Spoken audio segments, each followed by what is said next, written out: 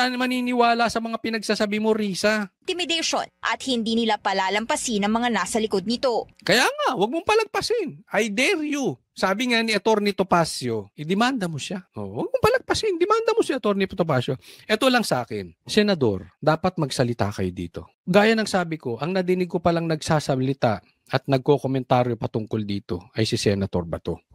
Asan kayo mga senador? Lahat po ito, hindi lang yung mga Duterte Black, lahat po. Dilawan, Pulahan, Duterte Black, lahat kayo. Asan kayo? Bakit hindi nyo questionin to? Questionin nyo kung naniniwala kayo na nananakot ito at bumibili ng testigo. Kung hindi naman kayo naniniwala, dapat may stand kayo. Alam nyo kung bakit? Ang nagamit na plataforma, Senado. Ginamit ang Senate hearing. So ibig sabihin, yung ginawang krimen na bawal sa batas, pinadaan sa Senado. So whether you believe Risa Hontiveros or not, dapat may aksyon kayong gawin. Hindi pwedeng wala kayong aksyong gagawin.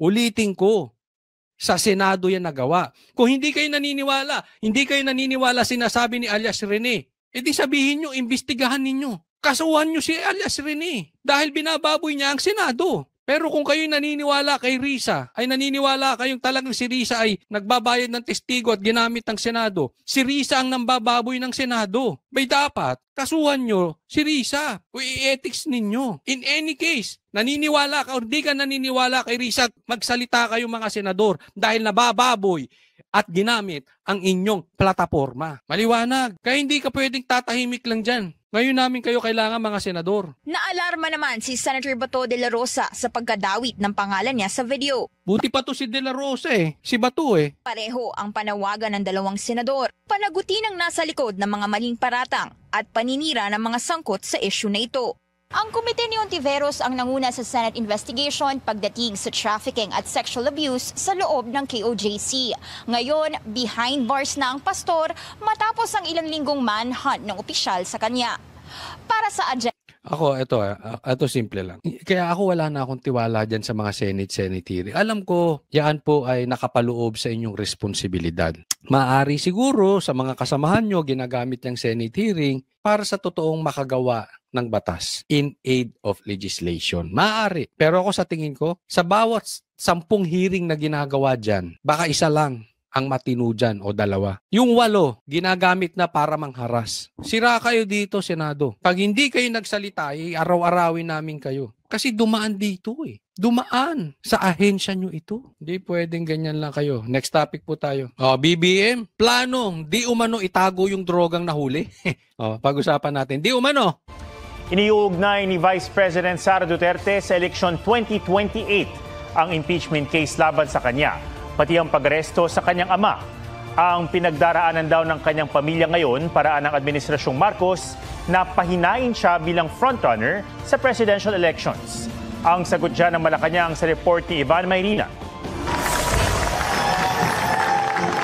Wala pang anunsyo si Vice President Sara Duterte ng kanyang plano para sa eleksyon 2028. Pero para sa kanya, ang pagiging frontrunner daw niya ang dahilan ng kinakaharap niyang impeachment case at pagpapaaresto sa kanyang amang si dating Pangulong Rodrigo Duterte.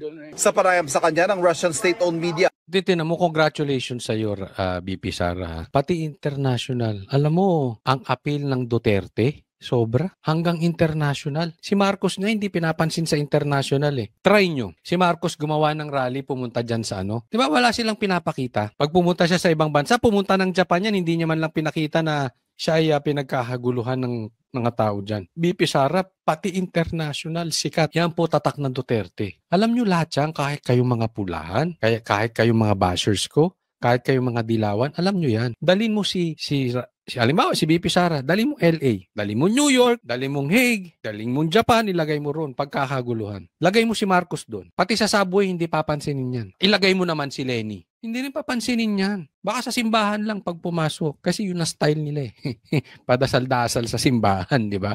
Yan ang style ng pula, ng dilaw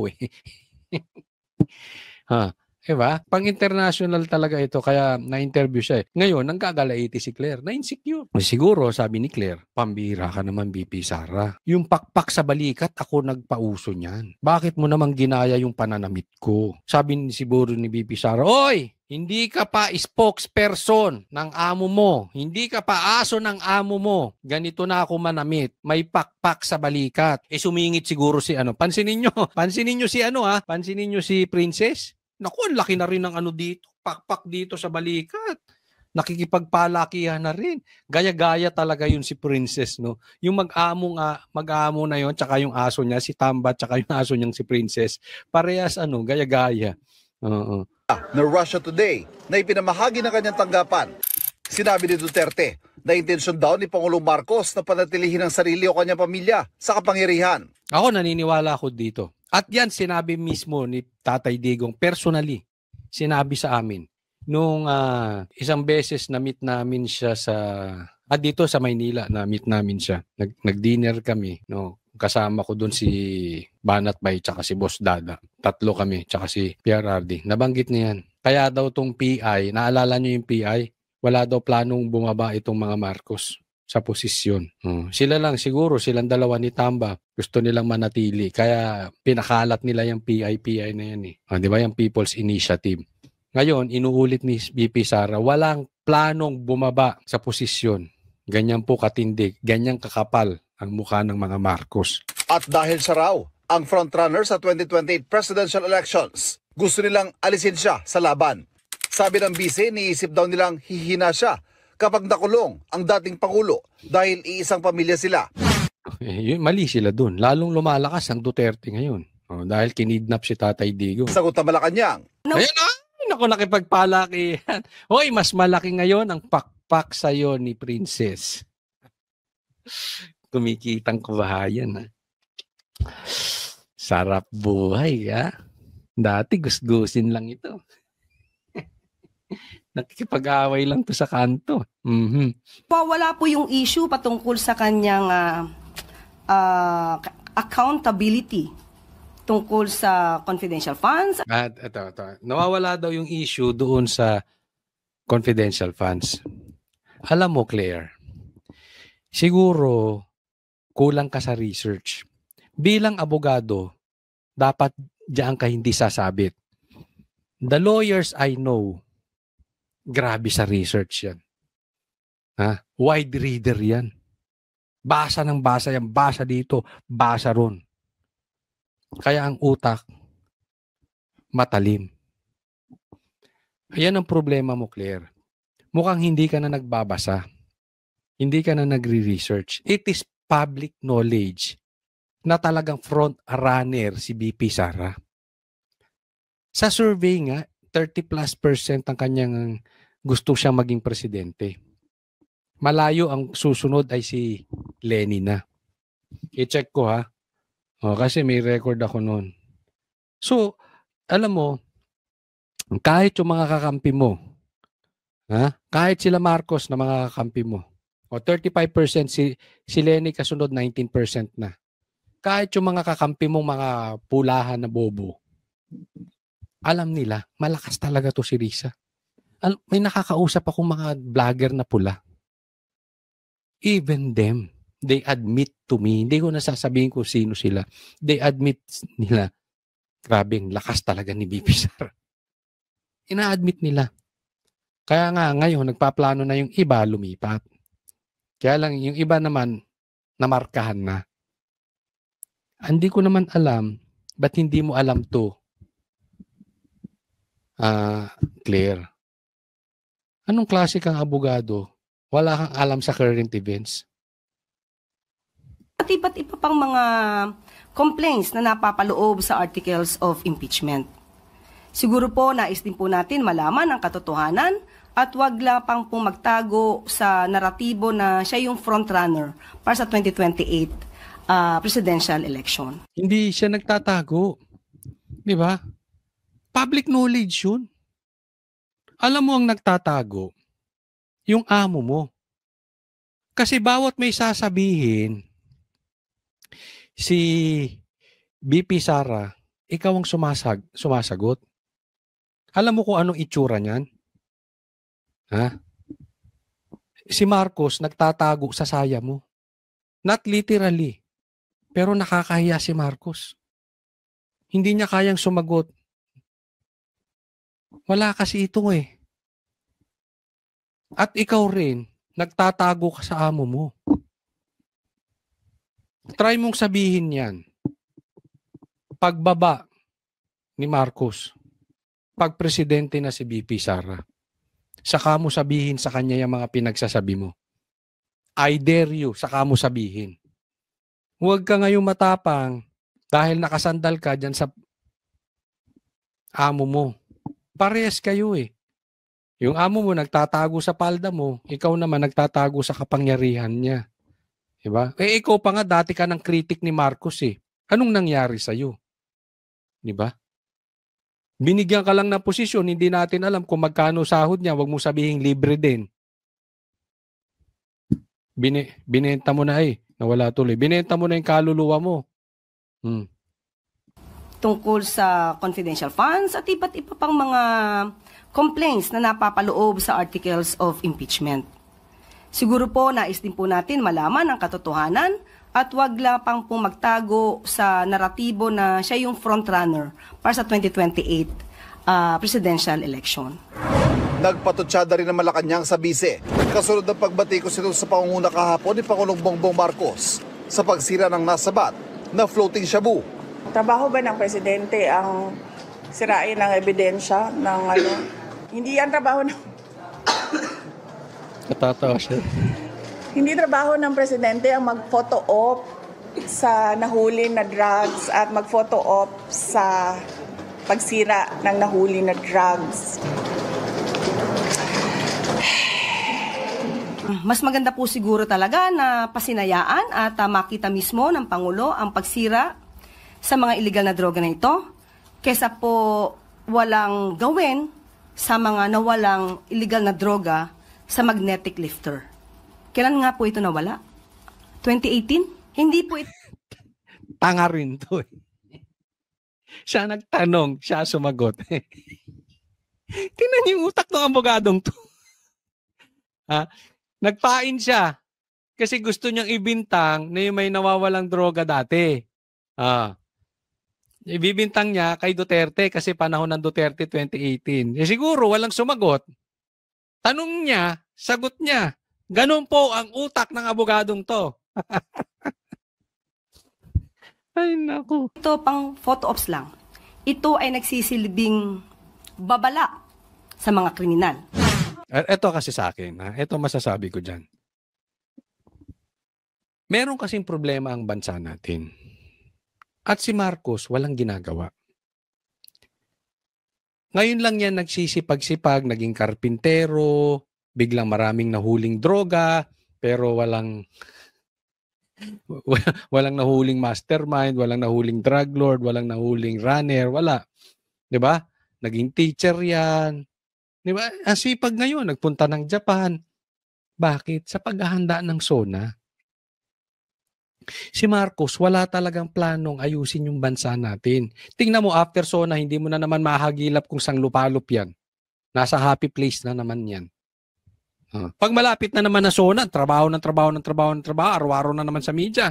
Pagkatapos nun, hindi mo na naman mahanap yan. Tingnan mo, pustahan tayo. Pagkatapos na SONA yan, after a week, baka 2 weeks yan, mawala na naman. Happy-happy na naman. Nako. Di ba? Yan ang mahirap eh. Hindi nyo inaayos yung bansa. Inaayos nyo yung imahin nyo. Inaayos nyo yung optics. Una, pang SONA. Pangalawa, paano inaayos ni Marcos? Sa paraan ni Claire. Para lahat ng batiko sa kanya may sasagot. Marcos, hindi mo kailangang sagutin lahat ng batiko sa'yo. Kung ikaw ay nagtatrabaho ng taos-puso na nararamdaman sa ilalim. Kasi kung ang pagsolusyon nyo sa problema ay dahil sa bunganga ng palengkerang spokesperson mo, mabilis ma-counter yan. Anong balita ko? Ang spokesperson ng PDP si Topacio na. O, di ba nga yan na lang? Di ba? May nasusolusyonan? Wala. Bakit? Ang katapat ng solusyon mo, Marcos, ay panglabas. Pangpalengke. Pangchismisan. Pang-vlogger. Bardagulan lang. Banatan lang. Di ba? O ngayon, may katapat na rin kayo si Topacio. May laman ng utak nun, hindi katulad nitong palengkera. No. Eh di nawala na yung solusyon. Paano? Hindi nyo hinaharap ang solusyon, Marcos. Inaayos nyo lang yung imahe ninyo. Kriminal. Hirit para Malacanang, mismong si dating Pangulong Duterte, dati ring nanguna sa pagsira ng mga nasabat na droga noong 2020. Baka nakalimutan po ito ni Vice Presidente. So ang pagtatrabaho po naman ay hindi dapat itago, dapat nakikita ng taong bayan. Ready siya, no? Ready siya. Sige, babasagin ko yung trip mo. Ivan May Ito ang sa akin. Naka-ready ka, di ba? Parang yung ginawa ni Bato. Ay, ni Bato ni Torre. Kinumpare niya sarili. Sabi niya, ay, bakit yung tatay mo? Kasi tinira siya ni Baste. Yung tatay mo, pre-promote din from 1 star si Bato. Teka muna. Si Bato kaya na-promote dahil nalinis nila ang Davao. Si Torre walang nalinis. Meron ka bang nakitang syudad na mapayapa, na walang droga, na walang krimen, na nagawa ni Torre? Anong nagawa lang niya? Kinidnap niya sa utos ni Marcos si Tatay Digong. Ayan ang sabi ng mga abogado ni Tatay Digong. Diba? So hindi mo pwedeng ikumpara yung promotion ni Bato dahil ang promotion ni Bato, it's not from 1 star to chief of police. It's from the drug war. Paglinis ng kalsada ng Davao. Ikaw hindi eh. May persona non grata pa nga si Torres. Same thing dito. Sabi niya, yung tatay mo nga nagganyan din. Teka muna. Ang pagkakaiba nila, si Tatay Digong, ang Duterte, dalawa nakilala. Una, sa pagsugpo ng droga. Plataporma talaga nila yan. Talagang yan ang pinanghahawakan niya. At ang Duterte galit sa mga rebelde NPA komunista. Yaan sila. Yaan ang Duterte. Si Marcos, anong imahe? Hindi naman niya plataforma yung droga eh. Sa pangaamay bahid ng droga, di umano. Kaya nga pinagdadrug test siya, ayaw niya mag-drug test. Yun ang pinagkaiba, napakalaki ng pagkakaiba nun. Dahil si Tatay Digong, kinakatakutan ng mga drug addict. Pag naglabas siya ng ganong imahe, nakita yan sa media, takot ang droga. Takot ang mga nagdodroga. Si Marcos naglabas ng ganyang imahe. Anong kinalabasan? Nagmumukhang tanga. Pinagtatawanan. Bakit? May bahid siyang droga eh. Takot pa nga siya magpa-drug test, di ba? Magkaiba yun. Alam mo, Claire, being a lawyer, dapat marunong kang mag-compare, marunong kang mag-isip. Anong pagkakaiba? Oh, 'di ba? May ganyan sa batas eh. Anong pagkakaiba ng theft sa robbery? Anong pagkakaiba ng murder sa homicide? Dapat alam mo rin anong pagkakaiba ni Bongbong at saka ni PRRD. Anong klaseng abogado ka? Ang layo naman. Hindi ko sinasabing addict si Marcos. Baka. Posible. Pero hindi ko pinagbibintangan. Ang punto rito, hindi yan ang linya niya. Sa katunayan may bahid siya. Anong linya? Saan nakilala si Marcos? Uniteam. Di ba? Dapat yan ang pinatunayan niya. Nagawa ba niya yung unity? Saan nakilala si Marcos?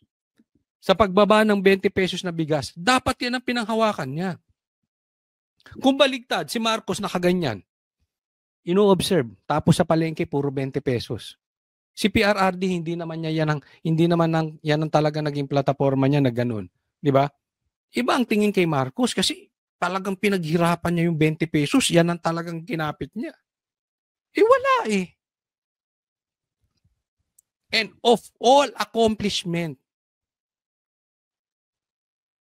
hindi po bagay. Huwag po sa droga.